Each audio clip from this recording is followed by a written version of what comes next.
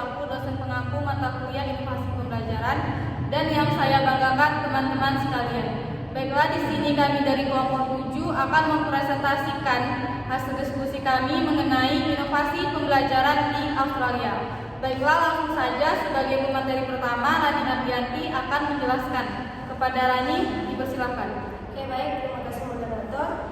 Di sini saya akan menjelaskan bagaimana sistem pendidikan di Australia. Nah, sistem pendidikan di Australia itu terbagi menjadi 5. Saya akan menjelaskan 2 sistem pendidikan di Australia. Yang pertama yaitu ada struktur serta jenis pendidikan pada Australia. Nah, di Australia memiliki 5 jenjang pendidikan yang dimulai dari primary school tingkat taman kanak-kanak SD. Yang kedua ada secondary or high school tingkat kelas 7 sampai kelas 8. Yang ketiga yaitu ada senior high school tingkat kelas 11 sampai 12. Selanjutnya university yaitu perguruan tinggi pilihan berikutnya adalah vocation, education, dan pelatihan pendidikan kejuruan. Yang kedua yaitu ada tipe institut dan lembaga pendidikan di Australia. Nah, di Australia menyediakan lebih dari 40 universitas.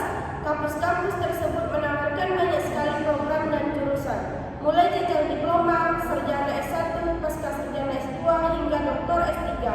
Masa studi pada Australia tidak sinkron menggunakan pada Indonesia, yakni lebih kurang 4 tahun untuk acara sarjana S1, bahkan bisa diperpendek menjadi hanya 3 tahun. Selanjutnya akan dijelaskan oleh rekan saya yaitu Nisa. Kalau Nisa dipersilakan. Baik, selanjutnya yaitu yang ketiga, manajemen pendidikan di Australia. Pendidikan konstitusi Australia memberikan amanah pada negara bagian untuk bertanggung jawab atas pengelolaan pendidikan, mulai dari prasekolah sampai pendidikan menengah yang dikomandani oleh Menteri Pendidikan. Yang keempat yaitu kurikulum serta metodologi pedagogi, yaitu Komisi Kurikulum dalam Departemen Pendidikan bertanggung jawab untuk menyusun kurikulum pada masing-masing bidang yang nantinya akan dipakai oleh sekolah pemerintah juga sekolah-sekolah swasta berdasarkan teori masing-masing. Yang terakhir yaitu perbedaan sistem pendidikan Indonesia dengan Australia. Indonesia dan Australia adalah 2 negara yang sama-sama menerapkan wajar, yaitu wajib belajar. Australia membutuhkan saat sekitar 10 tahun, sedangkan pada Indonesia hanya 9 tahun ke depan akan ditingkatkan menjadi 12 tahun. Baik, selanjutnya akan dilanjutkan dengan rekan saya yaitu Nanda. Baik, selanjutnya tujuan pendidikan di Australia. Tujuan umum sebagai sektor pendidikan Australia digariskan dalam undang-undang yang membentuk Departemen Pendidikan Negara bagian universitas dan lembaga pendidikan lainnya. Tujuan umum tersebut dilengkapi dengan tujuan khusus oleh badan-badan terkait. Selanjutnya saya akan menjelaskan mengenai inovasi pendidikan di Australia.